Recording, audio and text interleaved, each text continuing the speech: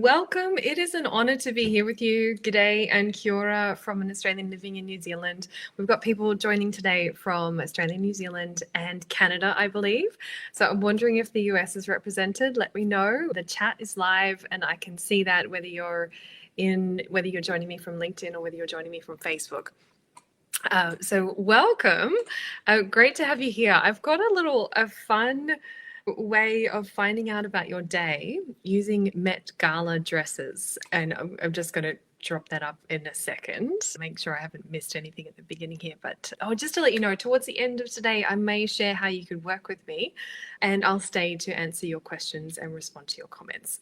Let's have a really fun chat. We just get to talk about fashion today. So thrilled. It's been really exciting to prepare this for you.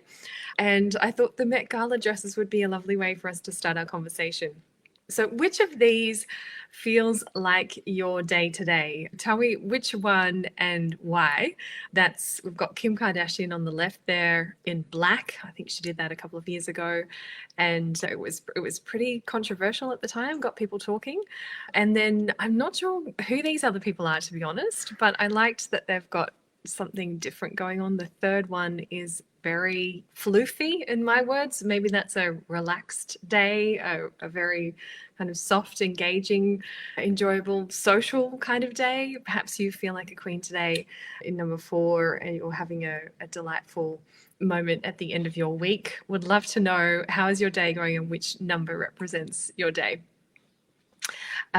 So today we are looking at powerful, sophisticated looks tailored for executive women. They're designed to elevate your presence in the rooms that matter. So what are the rooms that matter? It's going to depend so much on your role and your industry.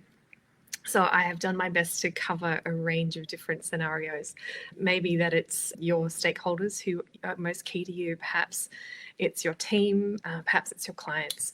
So I think you'll see something from all of these in your life. All of these will speak to perhaps one or two aspects of your life, I hope. And we could probably do one live on each of these style vistas. So if you feel at any point during today's chat that you would like me to focus more on one or the other, I'm looking for that input from you, which you would like to see more of. So please do let me know. There's definitely one coming, the TV and stage. We're going to do more on that, more tips on that next week. That is planned. So stay tuned for that.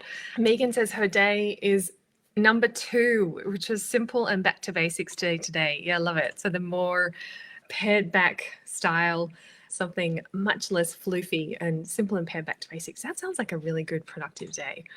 That sounds fun. Now, why did I choose these ones? And they might be familiar to you. You've seen me talk about these style vistas. I just pulled them up last week and I thought, let's develop these ideas a bit further. A school executive might need to bend down in classrooms. You wouldn't want to get that wrong. A city executive working between offices might need to be able to walk easily while looking the part, so you need that walkable office wear. A sales executive might need to be able to transition from day to night. And that's something all of us need to do at one point or another. A C-suite exec might need a range of clothes, perhaps for stage and TV. A director or president might find themselves in the boardroom quite often. I think that's the one that people are often, quite focused on in their mind. How do we land this boardroom moment? The managing director of a professional services firm might need both outfits that focus the mind, enable that productive wear, productive work, and outfits that support relaxed creative thinking for offsites or casual Fridays. So pop in the chat which industry you work in so that I can draw some links for you between the looks that you see and your industry based on what I know, or perhaps I'll ask you a couple more questions. So let's get straight into them and we will talk about these as we go. So the first page of looks is for your formal but walkable looks, and there are so many variations between workplaces. So I'm not sure whether your workplace is formal, business casual, or casual, and you might dial these up or dial these down in terms of that level of formality and casualness. But this is something I envisage for that city executive who's working between offices and needs to be able to walk easily. They're in a fairly formal environment, so possibly a quite traditional industry. Law tends to be like this, accounting, finance tends to be quite formal, and consulting firms, professional services firms. So while looking the part, these looks are also looks that are paired with either flat shoes or shoes with just a little heel. It makes them walkable.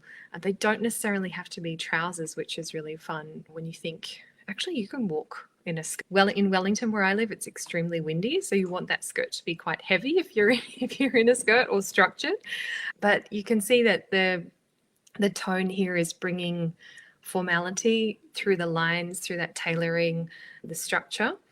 And also, these colors are fairly formal colors. So it doesn't, I'm not by any means saying rule out color in a formal environment, but it's just been easy to pick formal looks from the more monotone kind of colors. They tend to go with that sense of formality. Megan, in property, construction, engineering, and industrial. So you might be on sites sometimes. So perhaps this walkable is important for you, this walkable element. Love to hear if that resonates. And then I guess you're in the office too, and you're meeting clients or team members there and needing to look the part for office. So you probably have a wardrobe that's split between these two functions, I'm guessing. I could be very wrong. So let's look at number 2. Executive style, as we know, is aspirational. We know that culture is comprised of systems, symbols, and behaviors. And so what are some of the symbols around your workplace when you think about what is the symbol of the culture in your workplace?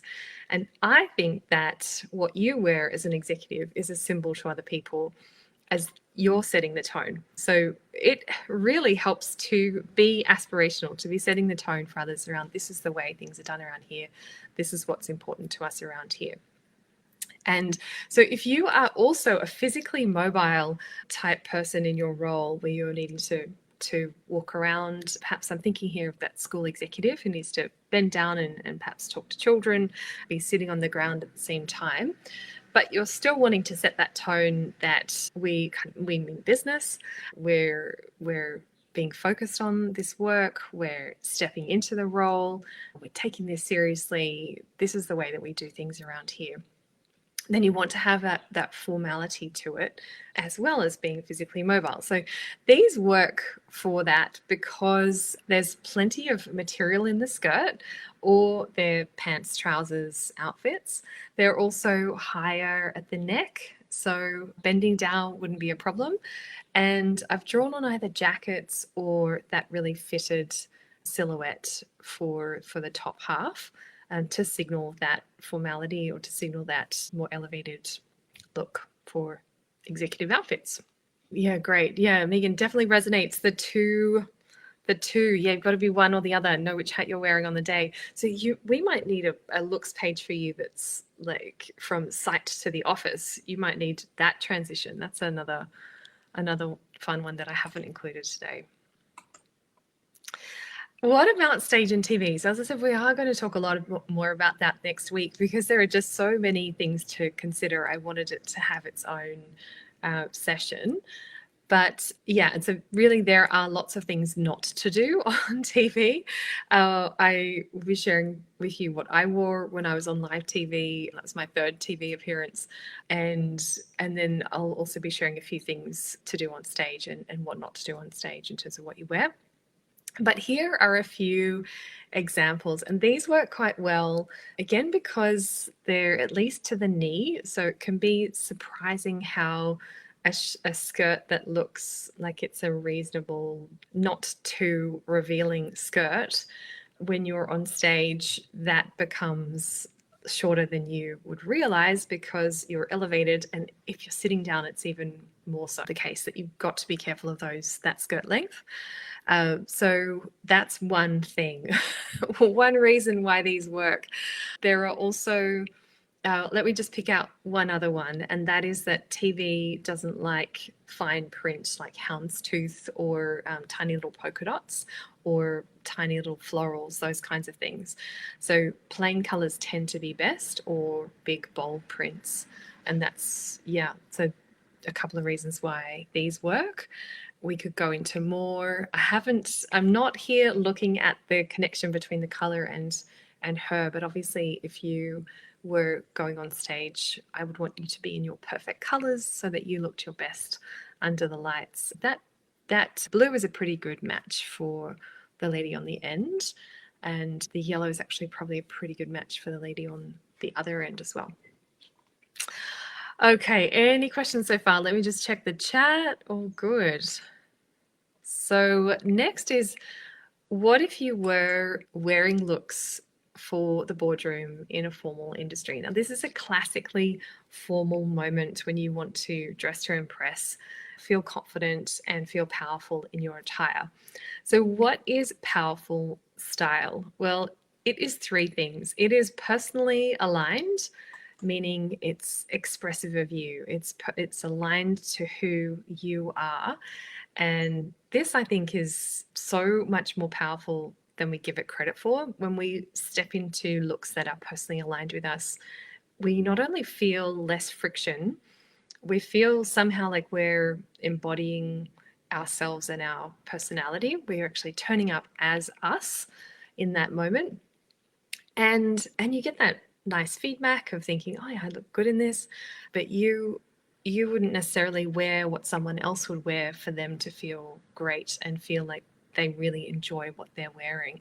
So that alignment, yeah, that alignment is key. That's the foundation of the styling that I do with you, because I want you to have I want you to step into, feeling like you're the best version of yourself each day. That brings its own power, much less stress, less friction. It's not enough to be personally aligned though, because sometimes that, we could interpret that as being incredibly individualistic. And we all know that we work in cultures where there are norms and we need to be considerate of other people.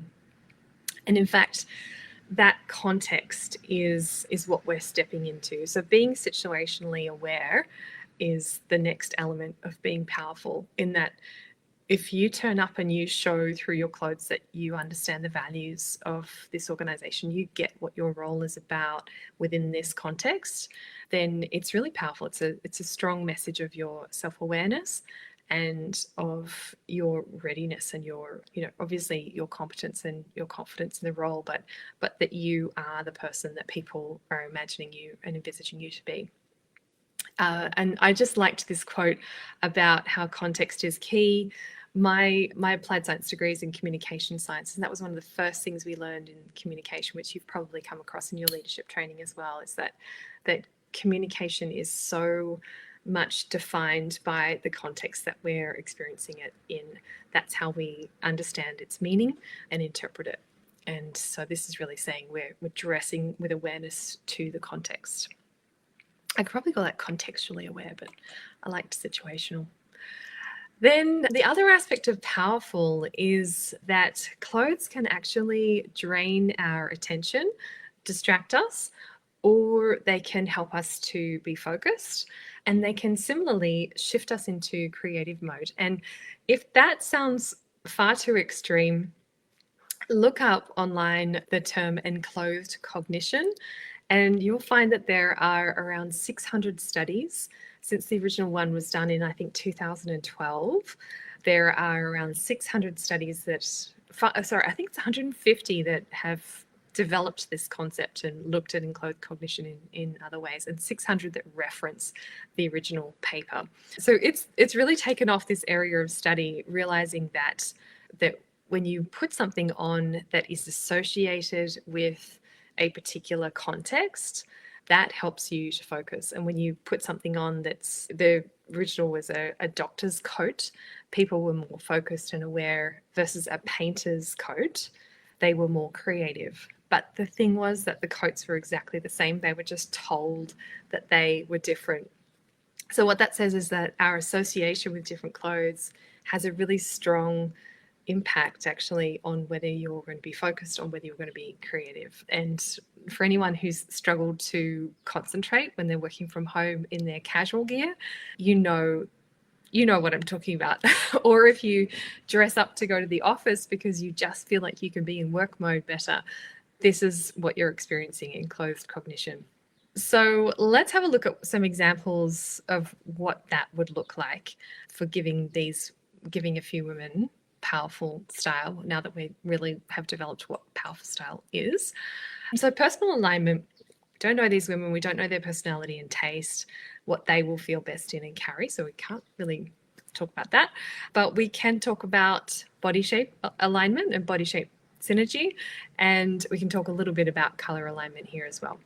So yeah, they're in terms of body shape, there's a great fit here for each of them between the silhouettes and their actual shapes. That's partly why they work. That's an element of personal alignment, which is great. Color-wise, they're all looking pretty good as well from my point of view. Then situationally aware, it's a formal situation, so they're wanting to be really on point and styling themselves to be quite formal. In most boardrooms in formal industries, that's going to be turning up to be seen and showing that you're, and playing the part. And then the third aspect, workflow affirming. In this situation, it's supporting her ability to be focused in that context. All of these clothes are clothes that I can't imagine her wearing to a barbecue, to put it in an extreme. So now let's have a look at outfits that are not quite so formal, but that would also support focused thinking, because I imagine that's something that you need to do quite a bit of. So again, these are not necessarily perfectly styled for her. There's a lot we don't know about her, but it's just taking these looks for a spin, giving them a go. So in my view, these outfits support focused thinking because they're a little bit more dressed up, basically. So I personally find, and I'd be curious to hear what you find. I know people are different about this. This is definitely true. Different women say different things. But I personally find that I'm more focused when I have my shoes on. So when I work from home, I always make sure, as one of the things that I do, that I have my work shoes on. And wearing clothes that are work elevated, if you like, feel like you're going to work. So these would be great outfits for the office in a business casual environment. But that's also why you might wear them if you're working from home. And that could be a whole other live. We could do a whole other live on that. So yeah, a little bit there about why they work. And then, yeah, these looks here. So the creative thinking, these could also work in a casual environment, perhaps like a school, a hospital, an IT firm, depending on the place. And they work really well because they've got that more of a sense of flow and ease with the jackets. They're dressed down. So the jeans instantly say casual, the flat shoes, the sneaker look really sets the tone that this is a casual, creative kind of environment and atmosphere. A little bit of print on one of them, on the shoes. That feels quite creative. Some deconstruction in the jeans and some not taking myself too seriously with the color combinations as well. So I hope you're enjoying these so far. There's a lot of bad images that I've excluded because there are a lot of bad proportions and accessories that are not well matched. And I wanted you to be able to be inspired by these to take them straight into your life if they work for you. You might also notice that they're not particularly trend driven because style tends to pick and choose from trends rather than being trend driven. So it's a really great misnomer that stylists are trend hunting and will make you wear trends. That's not the case at all. And there's a really important place for classic beauty and actually aligning the shapes and the colors with your figure and with your taste. Next one, I think this is actually the last one. So again, your nighttime activities. Hello, Vera. Thank you. Vera's loving these. Amazing. Fantastic. Great to see you on there. So this is the last one. So your nighttime activities, again, might be very formal or business casual. You may need something less dressy or more or more dressy. And there's a lot that you would adjust to make that work for you. But I've pulled these out because they can either be dressed up or dressed down. I'll talk you through each one. So the first one on the left, what I loved about this is that with one piece, she's turned it into a night outfit. So you could imagine that she'd have perhaps a blazer on during the day, grey pants, grey top underneath, a blazer and her work shoes. And then with the same shoes, probably just a pair of black court shoes, but an elegant evening piece over the top. That outfit has instantly transformed from being day to being night. Second one, Zendaya does a gorgeous job here of giving us something that you could easily see being worn in the evening. And this could work. That sheen and that shine is a little too glam, too dressy probably for an office day. And again, we could bring that down by changing out the blazer, or even by changing out the shoes, or by changing out the top. So just one change there would make that more of a day outfit to any of those pieces. And then the third one, I just love that she's got these glam hot sandals on. They just look beautiful. And that looks like a fun summer evening party type outfit already. So you could wear that at the office with a jacket and with some more sensible shoes, not too sensible, but something flat, something with a little heel, more in that kind of court shoe or plain or even a patterned leather type style. And then the one on the right, the far right, the olive/moss green dress there. So it's worn as a day outfit at the moment. We could dress that up with a pair of killer stilettos, a little evening bolero, or a gorgeous necklace over the top that's eye-catching. And yeah, so you might want to do one or two things to that outfit to take it into the evening. So did you get inspired by these? I would love to know which look you like the most, and love seeing your comments in the chat, and I will stay and respond to those and to any questions. And I mentioned that I may talk about how to work with me. I'll do that. I'm offering one-on-one services for my October intake. I take 3 online clients. And at the moment, you can do everything from a power session on your colors or your body shape through to a complete wardrobe edit and revamp of your look to take your executive presence from blah or bland to brilliant. And so the way to do that is, or the way to just find out more is drop me a message, and I'll suggest that we jump on a style discovery call so I can recommend how to best work together. At the moment, I'm not posting a lot about my offers on social media. So the best way to find out about that is to drop me a message or ask me to post about it. I'm happy to do that as well. So join me for the next live next week on TV and stage style tips for female executives. And that is when I will see you again. Bye for now.